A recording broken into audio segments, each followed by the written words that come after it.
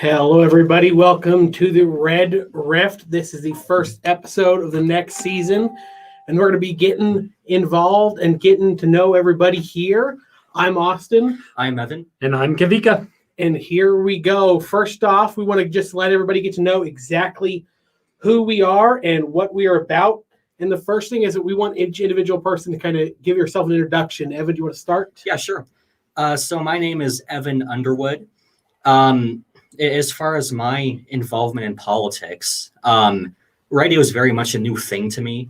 I've always talked to certain radio hosts like Jimmy Sangenberger, who's big in the Colorado political scene, and a few other radio hosts, but I've never really gotten into it, but with the help of Austin and Kavika, the co-founders of the organization that we all founded, the Youth Federalist Initiative. This is definitely a new venture that I'm really excited for. But as far as my other political work, as far as that goes, I started in 2018, so about 3 years ago, and I was in the state Republican Party field office doing field work, volunteer organizing, and whatnot. So that was definitely a trial by fire into politics. I went through hell doing that. What are you doing now? Yeah, so now, ever since then, I serve in multiple capacities. The first one is I'm the chairman for a House district in Adams County, and I'm basically doing what I started doing, but on a more administrative and smaller scale. And most importantly, as relevant to this podcast, I am one of the co-founders of the Youth Federalist Initiative. Wonderful. Okay, and Kavika. Hey, I'm Kavika Berthollet, and I'm the vice chairman for the Adams County Republicans and the co-founder for the Youth Federalist Initiative. I've been working in public schools for the last 9 years. I'm about to go into year 10. And alongside this, I've got various ministries that I take part in at my church, including our evangelism efforts and our custodial efforts, as well as leading worship in a few other places where they need me. So whatever they need, they get. I've also worked many odd jobs, including some work in construction, such as construction site flagging, general labor, and worked in technology as an IT intern for the school district that I attended high school in. And it was a program where they were reaching out to the youth. So I've got a little IT experience and some appliance sales and repair experience. And the reason I got involved in politics was because of my students. I wanted to make sure that they had something for them, a better world than I had when I entered into the workforce. And that's what we're all about over here at the Youth Federalist Initiative. And I'm Austin. I am a professional political consultant. I've worked in a few states, and especially here in Colorado, specializing in smaller grassroots and small budget campaigns. I've been involved in politics since I was real small, was young, got infatuated with W. Bush, and that has kind of carved my career from there. Quickly, you want to give us a rapid fire, Evan? What do you do like in your own time when you're not doing political things? Yeah, aside from politics, it's kind of hard to talk about this because so much of my life is politics right now, by choice. But when I do have free time, one other unorthodox hobby is sim racing, right? And that means I get on my PC or my PS4 and I race cars, but in video games. It's a lot more appealing and fun than it sounds. Right. Okay. And hey, not everyone has tens of thousands of dollars to race real cars, but. And Kavika, what's something really quick that you do for fun? Oh, anything in nature. So outside of my Christian faith, I'm all about the hiking, gardening. I also found that I enjoy cooking, baking, and I've been developing my fluency in Spanish. So let's talk sometime. Okay. I've lived and breathed football since I was a child. My dad's a huge Broncos fan, but I have left the pasture of the Broncos fan. How about them Cowboys? Woo, woo. So You're that's in Colorado. That's what I do. The Dallas Cowboys are universal, global, America's team. Yes. So we have fans all over the place. So quickly, is there anything else you guys do, or anything else that you forgot that we need to talk about that have people understand who you are as a person? That's a really tough one. For me, it's all about the kids. Love being around people. Also, a huge shout out to Miriam. Her and I are in the immigration process right now, so I'm super, super excited about that. Tons of family out in Tennessee, and they're hard-toting Christians, and many of them are very much so conservative. So we're excited to be on here and talking conservative ideals. Absolutely. And you are just something quickly about who we are as a group, and less as we are as a person. We are the Youth Federalist Initiative. We are helping young people from upper middle school, high school, and college age kids learn how to get involved in politics, whether it's local, statewide, or even national. What you see is a large group of people who just don't know how to get involved. It's kind of a scary uphill climb, and figuring out when to and how to do that best is what's going to lead to our success. Do y'all have any? Yeah, Kavika, you can go ahead. No, you go for it. Okay, fine. So kind. Yeah, we're kind people. Are you sure about that? We'll see. Yeah, we'll find out. I mean, when we get into our disagreements, we'll see. But really quick about Youth Federalist Initiative. One other thing we do, aside from raising up the next young generation of people who are civically engaged, is we also train candidates. Because one big thing about conservatives actually winning in America is we have to get the right people to run for the right places. And we have to make sure that they're well equipped to win. Right? So before we can even think about what we're going to do in the legislature, we have to think about what we're going to do to get people to the legislature. Yes. So that's where we come in. We find candidates from all over, prospective candidates from all over, people who have the heart, have the principles, and say, hey, I want to make a difference by running. Yes. So we step in, we tell them exactly what to do, and we help them every step of the process. Not only after we finished the 9-week program, but far after that when they actually do decide to run.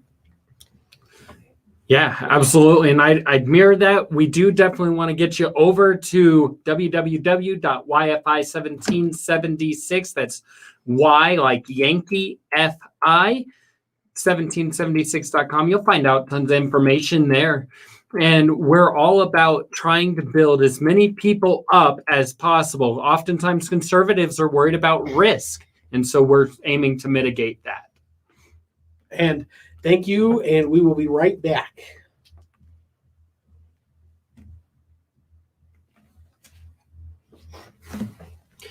So what's up, guys? Thanks for hanging out in the live stream. It looks like we got a couple viewers.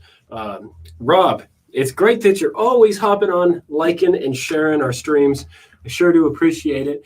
And we are going to get these guys some social media pages linked up to my StreamYard account so that we can stream them to your pages as well. Awesome. But if you're watching this video, please consider giving it a like and a share and engaging with us in the comment section. These are legitimate political experts in the realm of policy, process, and operations. So if you're curious about how politics work, how they really work, engage with us in the comment section. And you know what? I think we should do a giveaway. Actually, I have a come on gift now basket I could grab real quick. So I'm gonna try it out and get that. And then we're going to be asking questions to our live stream viewers. And if you get the right answer, you may just win the gift basket. Oh, Snapplefish. Get them ready. Come on now. Looks like Bookie's taking off. Quick, go hide the body. Hurry. I would like to say for the record, there's no body. Just kidding. You did not hear anything. We're not the Clintons. We do not do that. Uh-oh. Now I just made a list. Austin, you're not supposed to get on the list before you have time to give in back. Don't worry, we'll blame it on Evan. You and I will be scotch-free. And Well, no, I mean, any mistake we make here, we're going to blame on you. Just so you know. No. Shh. Don't tread on me, bro. This is fantastic. We're going to keep winning. We're going to do it all. We're going to win it all. Okay, frankly. Yes, you ready? Oh, I found our live stream. I get to see your comments. Rob, we love you. Thank you for joining us. Rob is in full zombie mode. I'm not 100% sure. He works the night shift. All right, go night shift. Hello, everybody, and we're back. Now we're going to talk a little bit more about our political ideologies, what makes us different, and what makes the argumentative portion of this the most fun thing you're going to listen to this side of the Mississippi. Okay, y'all? First off, we're going to start with you, Kavika. How would you explain quickly what your ideology is and kind of give us some pillars of that ideology? Absolutely. So I typically identify myself as a constitutional conservative. When in doubt, if it's in the Constitution, it conflicts with the party, I'm going to go with the Constitution. Why? Because that is our founding document. That's what this country was built upon. Those are my principles. That's what I believe in. I don't believe that the U.S. Constitution is outdated. I believe that it's here for every single American. It gives us a guideline for where we're going to be, who we're going to be, and what we are as Americans. So let's go God, family, guns, free thought, and property. These should all be fully and completely protected. And the government has no business getting involved in our personal lives beyond that which is outlined within the U.S. Constitution. Well, I, Austin, am what you'd call I call myself a conservative libertarian, but I have been called many times as a neocon. And so that's along the lines of what I am. The pillars of mine are low taxes, low regulation, keep government out of as much as possible while maintaining America's strong and fighting presence on a national stage to ensure that we stay the only superpower in existence, because a strong America means more freedom and more prosperity across the entire globe. And so that's mainly what I'm about. Evan, how about you? Yeah, well, I am definitely a much different type of conservative, I would say, than both of you. So I came into politics during the Trump revolution. At least that's what I call it. And, Trump's brand of conservatism and Trump's brand for the Republican Party was markedly different, because he presented a fundamental shift away from this dualism we're facing between globalism and nationalism. Trump deviating from what the Republican Party was wanting, and he said, we need protectionism, we need to protect our manufacturing, and we need to make sure that if we engage in free trade, we have to do it responsibly, and we have to do it with the nuclear family and the American manufacturer first.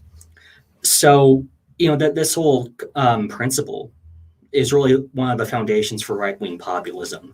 So if you have to put a label on me, I consider myself a right-wing populist, because I believe that, to put it short, an America First agenda, that in trade, culture, immigration, economics, and what have you, we can't look outward and we have to look inward. Absolutely. Then to help people kind of get a grasp on exactly where on the spectrum in quotes that we are, I asked all the guys to kind of get a comparable figure to where they stand. So first of all, my main comparable figure is probably Jeb Bush. Please clap. And some of the very main points that we agree on. Mm-hmm. We agree pretty strongly in most foreign policy. I'm not too sure that the Iraq War was as necessarily as a giant disaster as most people think it was. I think it's overhyped because of horrible leadership after the Bush administration. I think that the best government is a government that doesn't regulate you to hell. It doesn't tax you to hell. And I think that's really important. So if you're looking about where I am, I'm right around Jeb Bush, maybe a little bit to the right of Jeb Bush. What about you, Evan? Yeah, well, I'm definitely not a Jeb Bush, and I'll forever hold the please clap moment over your head, Austin. But no, as far as a current ideological figurehead I take after, it would probably have to be Josh Hawley, who's the Republican senator from the state of Missouri. And one of the big things Josh Hawley's pushing that's consistent with right-wing populism is, yes, we are capitalists, but we're also rather skeptical of the power corporations may have over American society and how that influences our culture. You see stuff like big tech that's going around censoring conservative, censoring Republican ideas, while at the same time proliferating liberal and progressive ideas. So, if we're serious about fighting a war in our culture and really proliferating conservative culture, then it's a necessary step we have to take and a necessary conversation we have to look at what the companies are doing to assist in progressives winning. And that's exactly what Josh Hawley has been emphasizing. One big act of legislation that I like that he proposed was the Bust Up Big Tech Act, which does exactly what it says it does. It prevents companies from conducting businesses in other industries. It means big tech doesn't have one massive monopoly over everything, where we end up having progressive fascism, so to speak. And he also talks about trust busting, taking after the roots of the populist movement. Teddy Roosevelt, he famously trust busted multiple monopolies and prevented them from just being one big entity that took over American culture.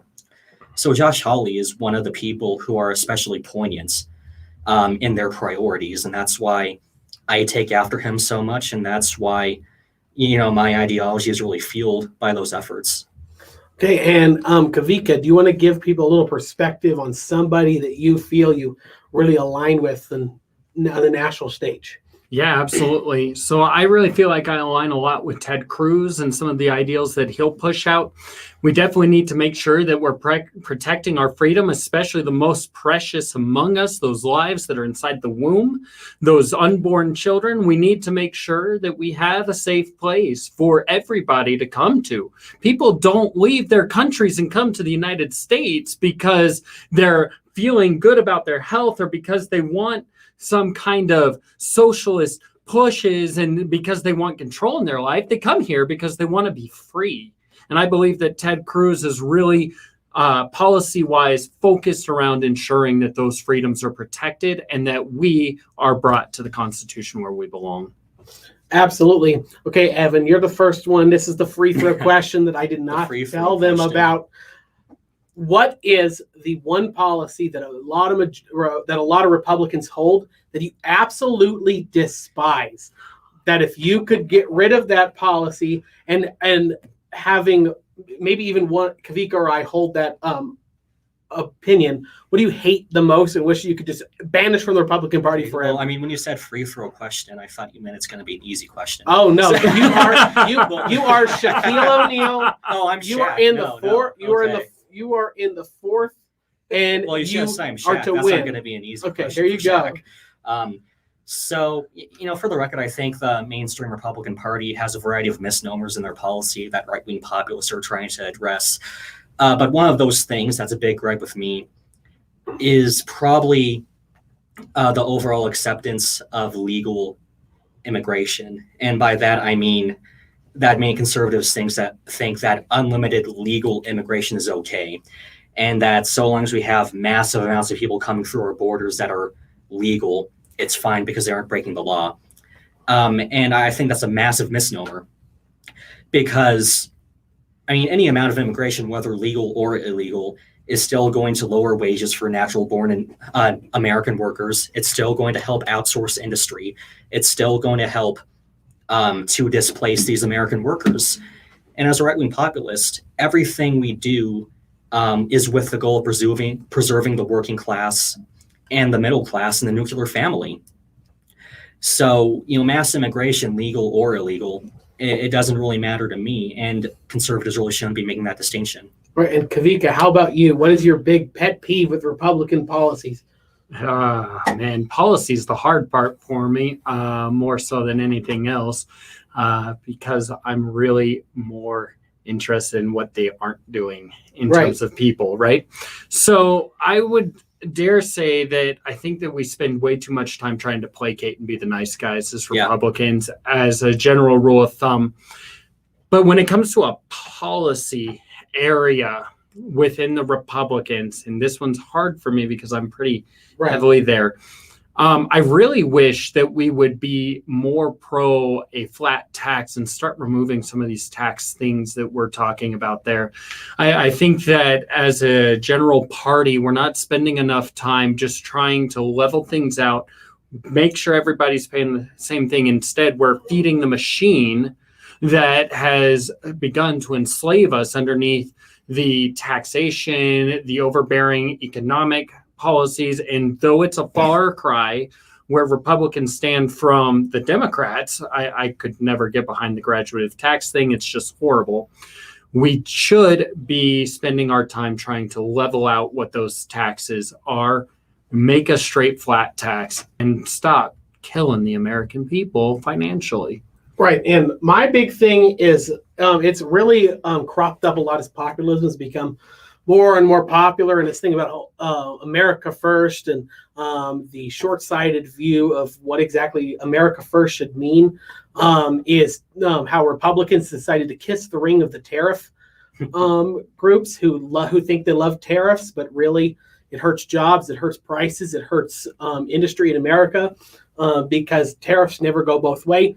And this weird obsession that Republicans have with an idea of trade deficits being bad. But people have to understand, especially Republicans who don't seem to understand this, is that when you go to the grocery store and buy an apple from the grocery store, you now have a trade deficit with the grocery store. Mm-hmm. And you don't see people outside protesting at the grocery store because you have that deficit. It means that you're able to get that product for cheaper.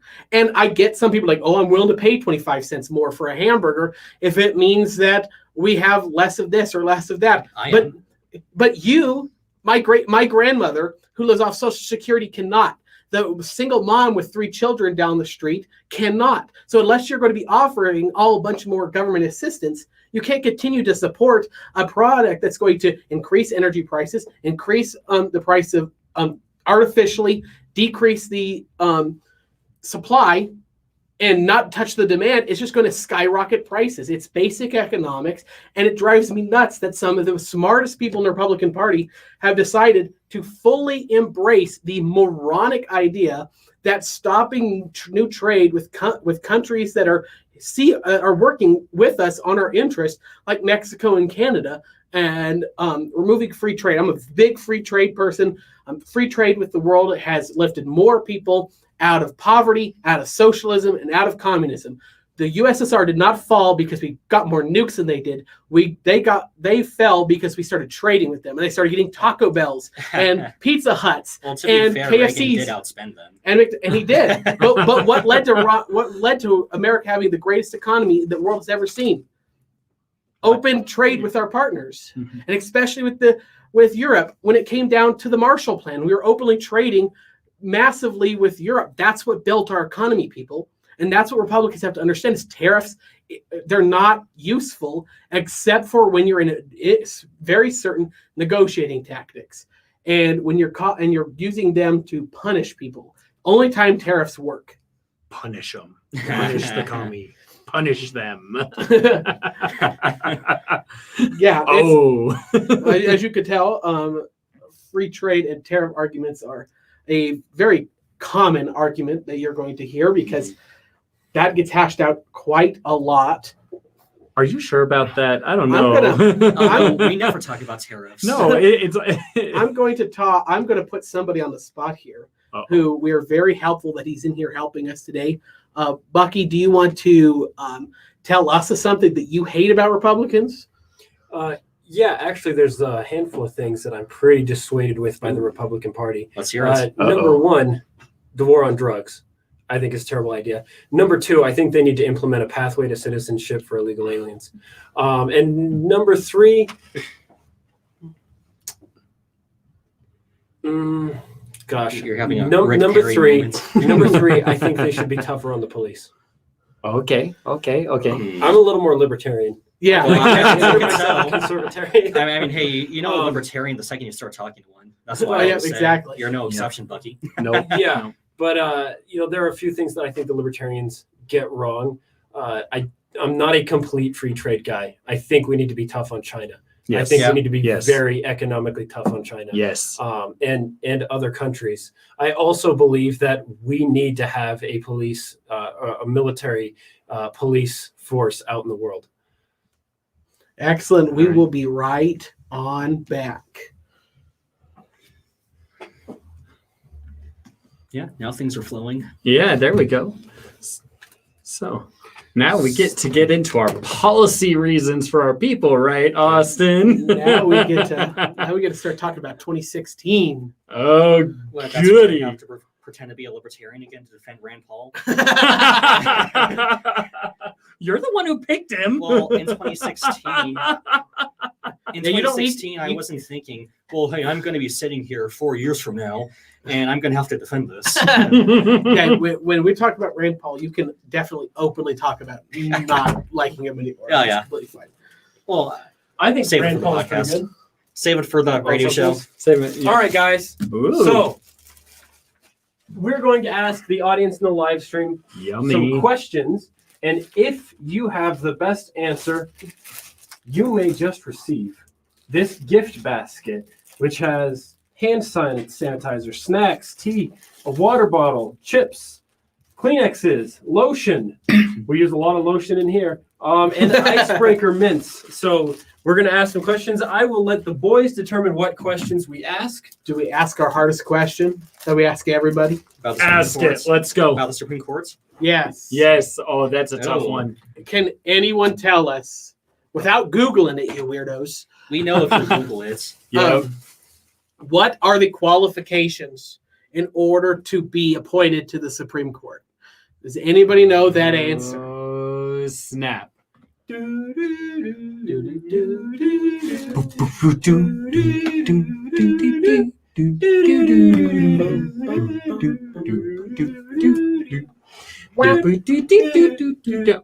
Quack, quack. I just want to see. I could see Alex Trebek in heaven, head bobbing as he's. He was like, "That's my jam, man. That's my jam." You are the weakest link. Goodbye. Wait a minute. What? We just You jumped. think Alex shows. Trebek is happy or upset about Aaron Rodgers being the new host of Jeopardy? I don't. You know, I don't watch TV, so I have no idea. I don't watch it either. I imagine Alex Trebek's like some stupid jock is hosting the So day. it sounds like the mic Jeopardy. is clipping. Yeah. All right. All right. Type your question here for the comments. By the way, are you two like hearing the advertisement still? Or, Yep. Okay, I was wondering how you're able to like talk like nothing's happening to each other. He's doing a really good job. He's helping me out a lot. Okay. Oh, the guy behind us. Yeah. Guy from the sky. Okay. Yes, the guy Great leader. from the sky. We call him great leader. The man with a plan. I would hope he's helping you. We're gonna have to guess when we're off commercial break.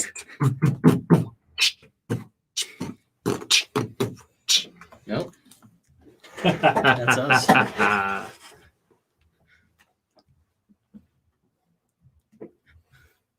Hello, everybody. Welcome back. Now we're going to get into a little blast to the past. We're going to talk about 2016, just so y'all can see.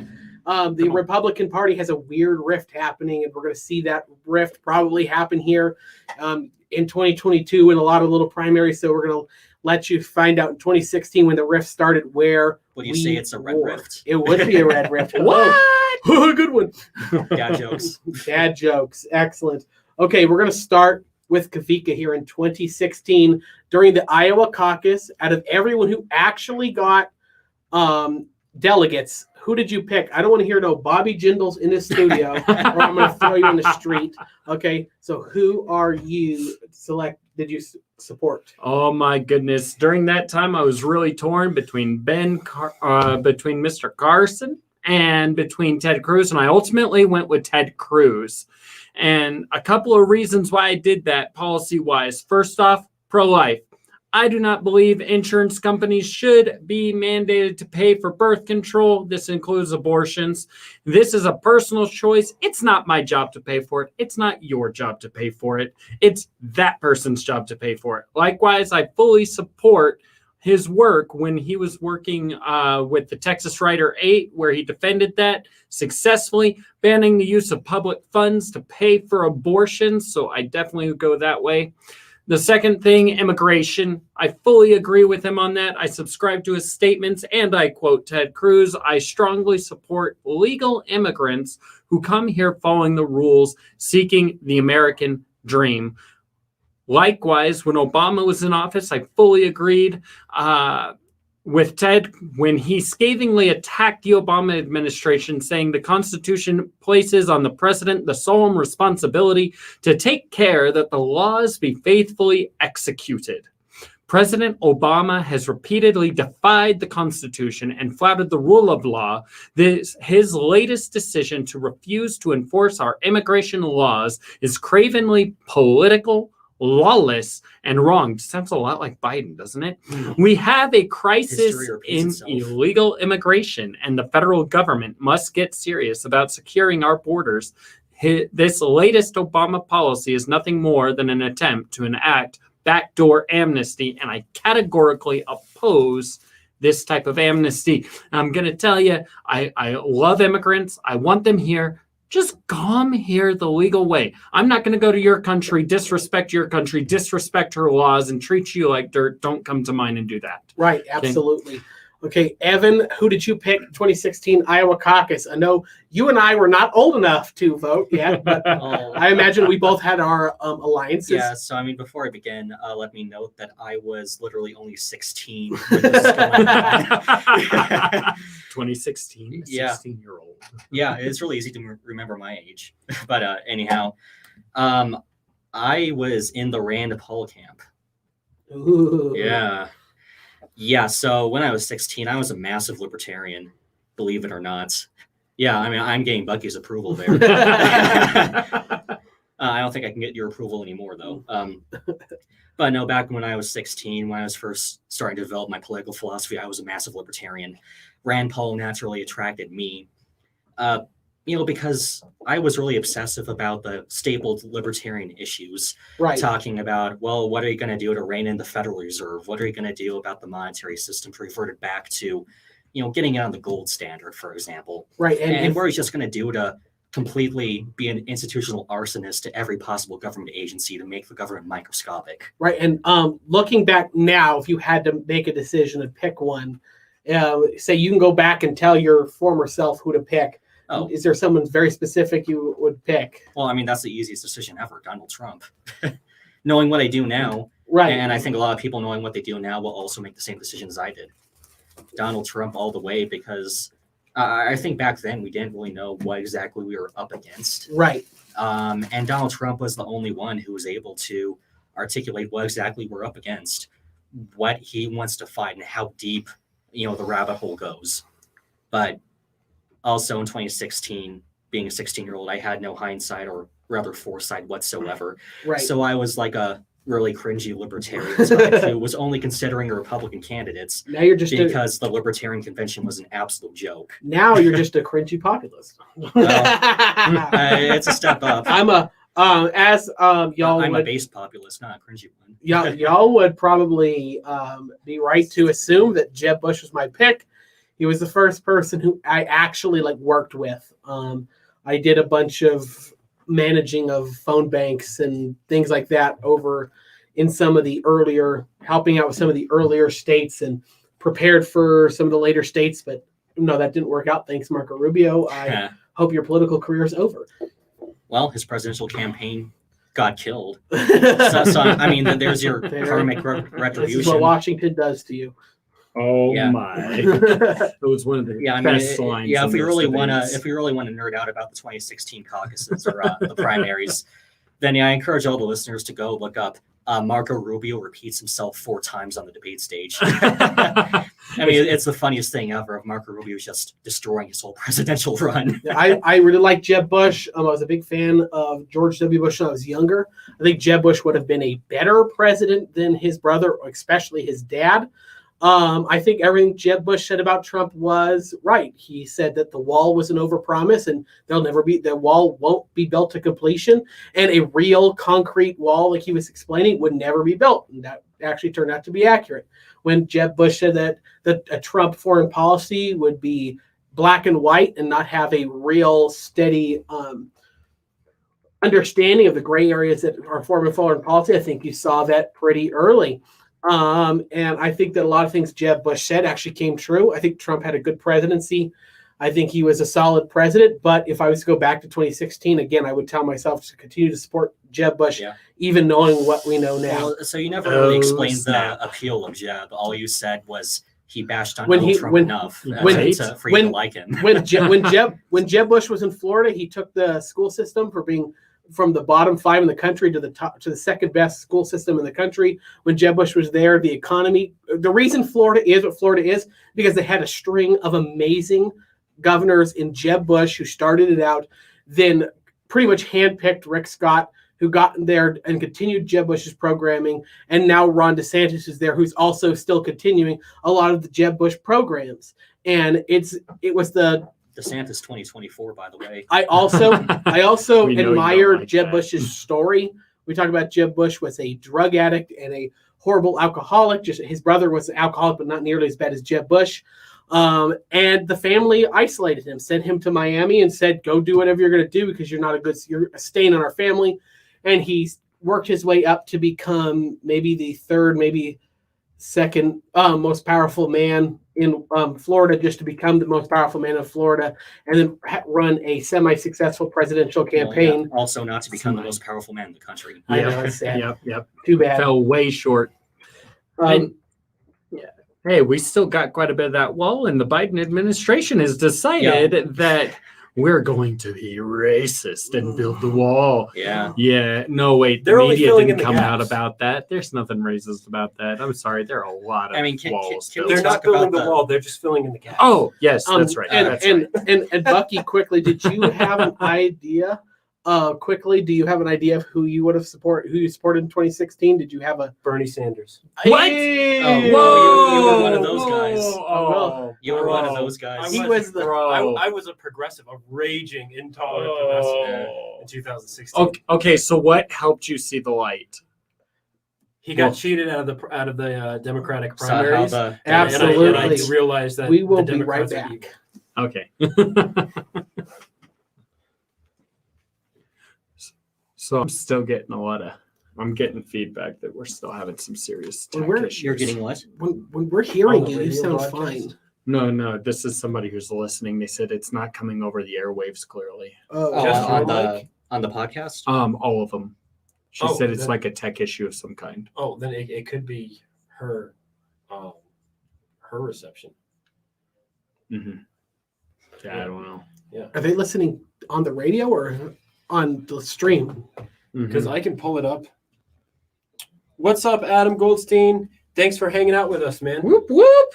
Go, Adam. Ha! I used to support Democrats until 2018. You have to grow up sometime. I appreciate that. Excellent. Yeah, Adam says he can hear us just fine on YouTube. All Yeah, right. it's probably on your guys' end. Adam, did you answer our question without Googling it? Yeah. Without Did anyone Googling it. answer our question? What are the requirements to be appointed to the Supreme Court? If you get that, we may give you a gift basket. Get ready for that. Figure that one out. Come on. Let's hear your answer. Awesome.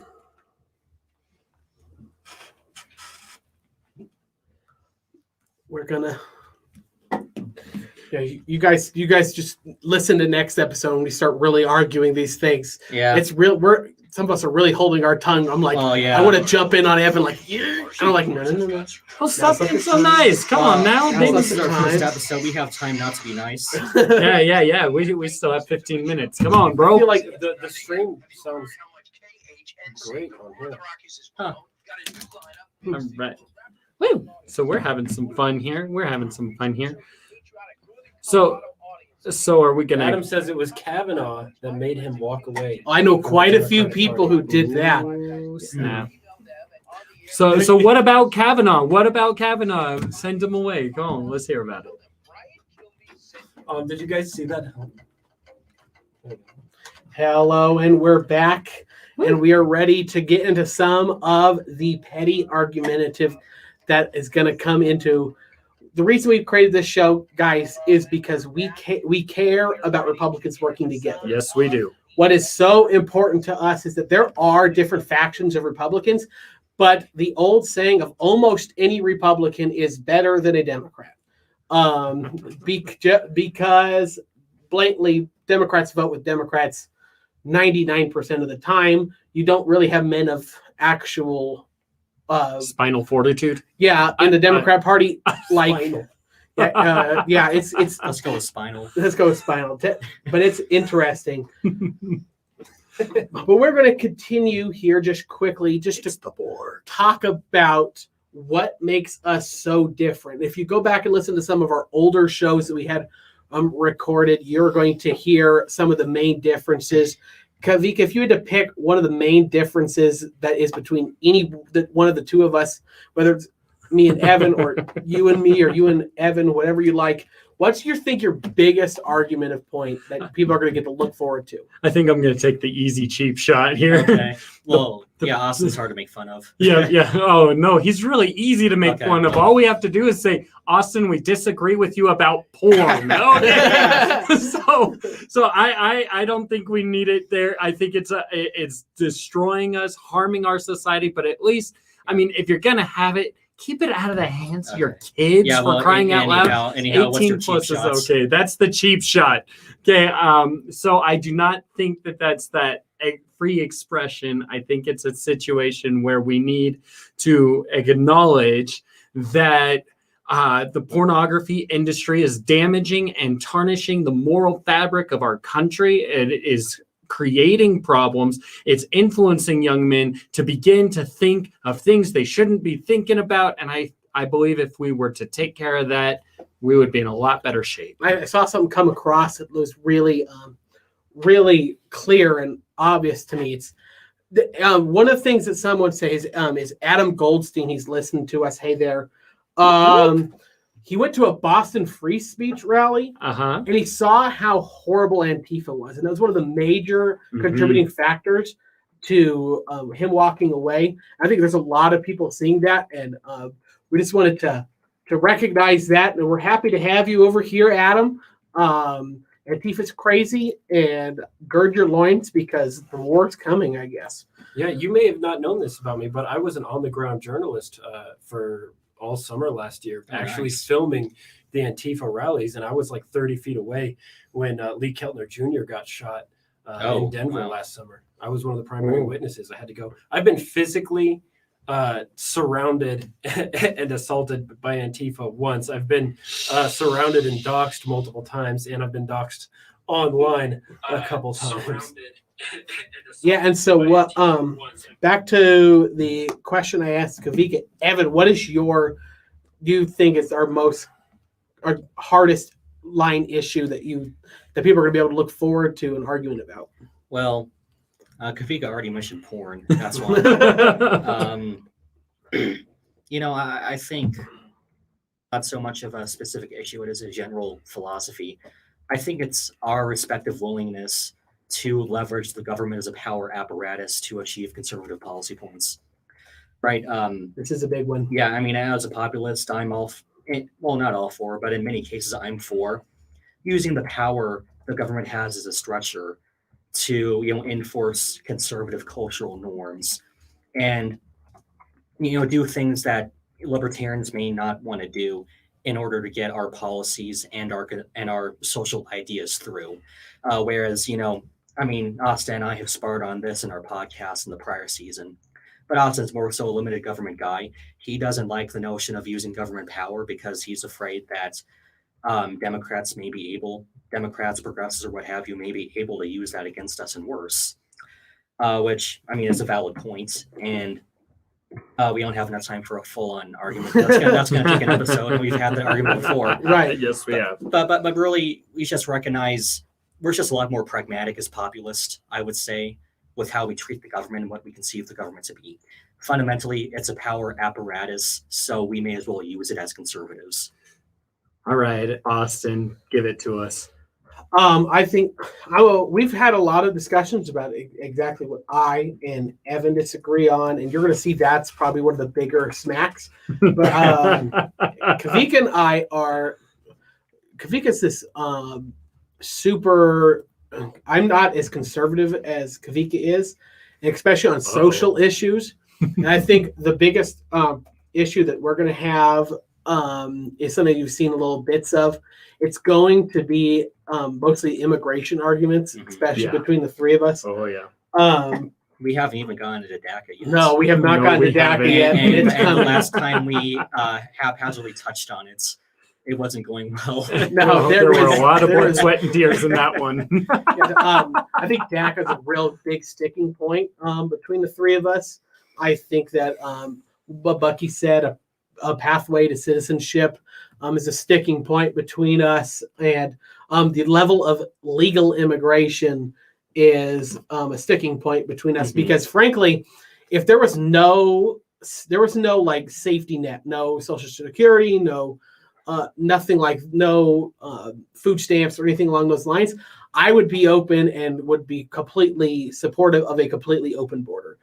Oh no! But we have those social safety nets, so we can't do that because then everyone and their mom would come and be collecting on Social Security. When we can't open the border anyway, you do that when we cease to have a sovereign nation. I mean, yeah. Wait, so you actually think that abolishing like all social safety nets is feasible or like desirable? No, well, in the perfect world, yes. We aren't talking in a perfect world. Yeah, Perfection isn't a standard for like any reasonable discussion. Well, or I comparison. think I'll tell you that your community, your church, and local nonprofits are better at offering support and assistance than the government is.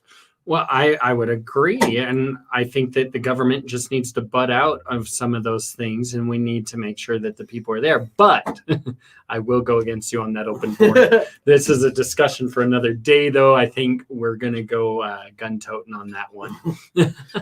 Yeah, we're really holding our tongues and holding back for the first episode. We just want to introduce us all to you, and we're just going easy for the first one.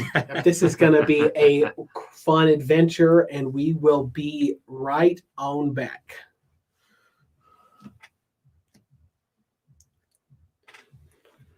All right. So those of you who are at home on the live stream, anybody got the answer to our question?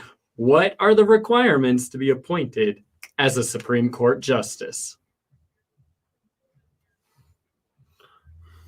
Adam said something. What did Adam say? What did Adam say? Adam said you don't necessarily need to be a judge, but that's usually common. You need to have a certain amount of legal experience. Other than that, I'm not sure. No. No. Unfortunately, Wrong that is the answer. Hey, Adam, your But you first part of your answer is kind of on track, though. Yes, it is. Yes, it is. You're chasing it, sir. But you are by default in line to receive the gift package. I mean, hey, this is what happens when you take risks. So Hey, there we go. We applaud you love for you. that. Take the risk. We want to hear from you. If you And got hey, your Constitution, go into the And, articles. and Adam, you are also a lot closer than how most people answer. That's Exactly. very true. Very true. So I just want to say, on the immigration issue, real quick, Uh-huh. if Republicans don't find a pathway to citizenship for undocumented immigrants in this country, Uh-huh. we will live in a one-party state. Hmm. That's true. That is true. I think we should have operational control of our borders, and once we accomplish that, we should give up that's, Shove us- citizenship. that's shoving- factually that's shove- like statistically and empirically incorrect. But anyhow, Oh, Really? leave it to Shove a logic. Here we fork- go. Shove a 4-year military service requirement onto it. You're a citizen after 4 years of military service. Now that I could get behind. I would be okay with that because then they've given their lives for our country. I don't care. I could live with And that. if you die in the line of duty, you are posthumously made an American citizen. There we go. That works. I'm okay with that. so the IRS can steal from you. Become an American citizen just in time for the inheritance tax. That's the coroner's office but right to be there. honest, most illegal immigrants Probably don't have a great. are going to have Whatever. death tax money. now, Is this us? I wouldn't mind that. What? This song? No, this is Okay, I was about to say. Oh, What do you it's an sing ad. some country music into our show? Hey, he's done it before in the past.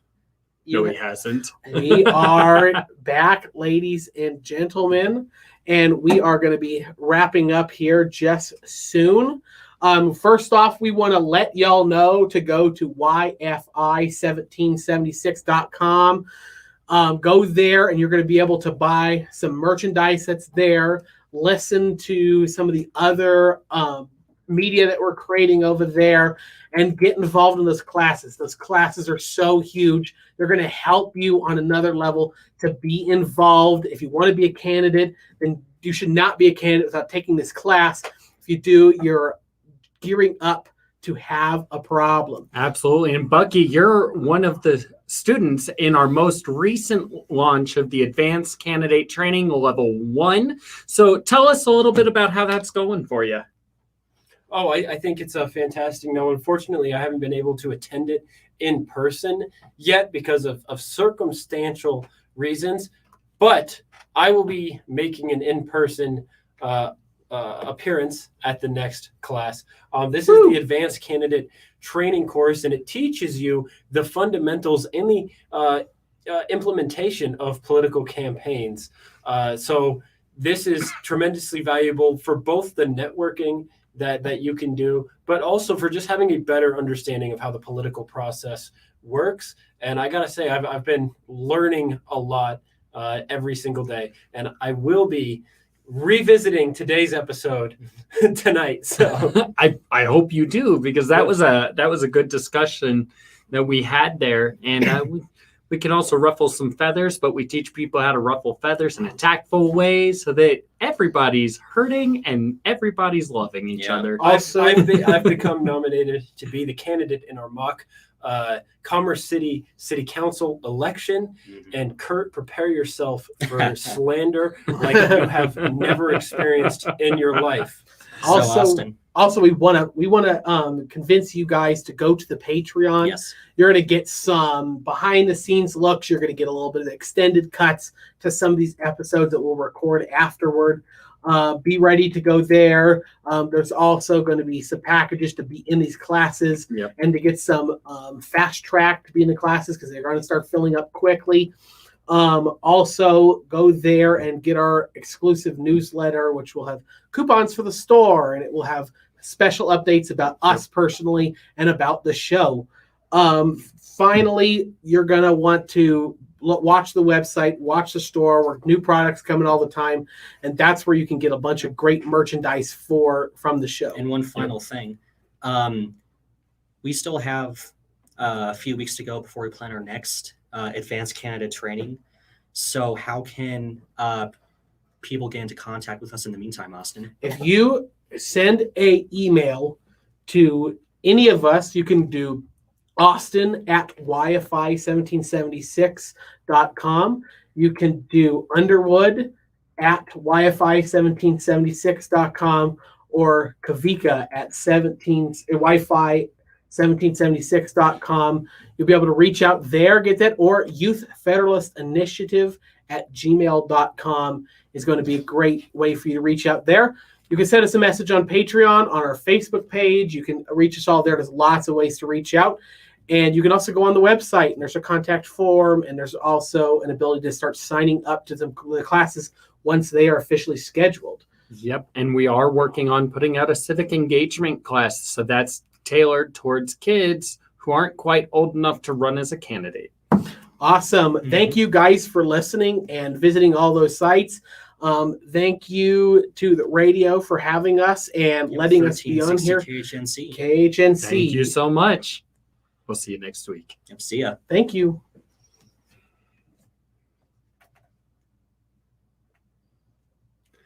All right. And those people at home, we absolutely love you. We thank you so much.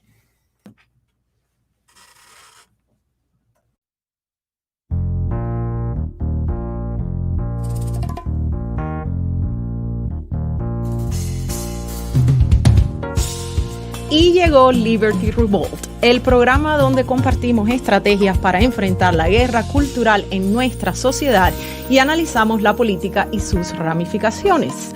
Únase a nosotros para discutir las ideas filosóficas que nos impactan día a día. Gracias por sintonizar el programa de Bucky Dillon.